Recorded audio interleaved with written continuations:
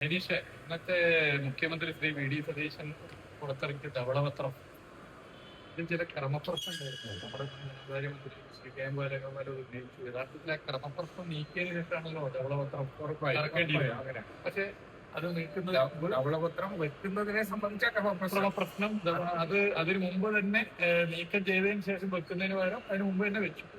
യഥാർത്ഥത്തിൽ മുമ്പും ധവളപത്രം ഇറക്കിയിട്ടുണ്ട്. ധവളപത്രം ഇറക്കുന്നതിന് ആരും എതിരാണ്. 2011 ശ്രീ ഉമ്മൻചാണ്ടി സർക്കാർ, 2016 ശ്രീ പിണറായി വിജയന്റെ നേതൃത്വത്തിലുള്ള സർക്കാരൊക്കെ ധവളപത്രം ഇറക്കിയിട്ടുണ്ട്. അതൊക്കെ ത്രൂ ഫിനാൻസ് ഡിപ്പാർട്ട്മെന്റ്. ഇവിടെ പുറത്തുനിന്നുള്ള ആളുകളെ വെക്കുന്നു. പുറത്തുള്ള പാനലിൽ നമ്മളാരും റെസ്പെക്ട് ചെയ്യാത്ത പ്രശ്നമല്ല. പക്ഷേ ഇത്രയും രഹസ്യ സ്വഭാവമുള്ള കാര്യങ്ങൾ അടങ്ങിയത് ഇതുപോലെ ഒരു ഔട്ട്സൈഡ് വിങ്ങിനെ വെച്ച് ചെയ്യുന്നത് ഗുണകരമാണ്. അല്ല, അതിനകത്ത് സംസ്ഥാന സർക്കാരാണ് ധവളപത്രം ഇറക്കുന്നത്. അപ്പൊ അത് ഇറക്കേണ്ടത് ധനകാര്യ വകുപ്പാണ്. ഇതിനപ്പുറത്തുള്ള ചരിത്രവും അതാണ്.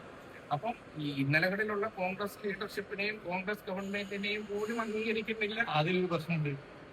മുഖ്യമന്ത്രി പറഞ്ഞത് മുൻകാലങ്ങളിലെ ധവളപത്രം ഒക്കെ പൊളിറ്റിക്കൽ ഡോക്യുമെന്റ് ആയിരുന്നു. അതെ, പിണറായി വിജയൻ സർക്കാർ മാത്രമല്ല, ശ്രീ ഉമ്മൻചാണ്ടി സർക്കാരിനെ മോശമാക്കുന്നതാണ്. അതെ അതെ അതെ അതെ അതെ ആ ഉമ്മൻചാണ്ടി സർക്കാരിനെ പോലും അംഗീകരിക്കുന്നില്ല. ഞാനാണ് ശരി എന്ന ഭാവം തന്നെയാണ് ആ ഒരു നിലയിലേക്ക് ഒരു സ്റ്റേറ്റ്മെന്റ് നടത്താൻ മുഖ്യമന്ത്രി തയ്യാറായിട്ടുള്ളത്. ഈ ധവളപത്രത്തെ വായിച്ചിട്ട് അതിന്റെ മറ്റ് വിഷയങ്ങൾ പിന്നീട് പ്രതികരിക്കും. അതെ അതെ, അത് ഒരു ഗൗരവമുള്ള വിഷയമാണ്. സംസ്ഥാന സർക്കാരിന്റെ ധവളപത്രം അത് തയ്യാറാക്കേണ്ടത് ധനകാര്യ വകുപ്പാണ്. സംസ്ഥാന സർക്കാരിന്റെ ധനകാര്യ വകുപ്പാണ്.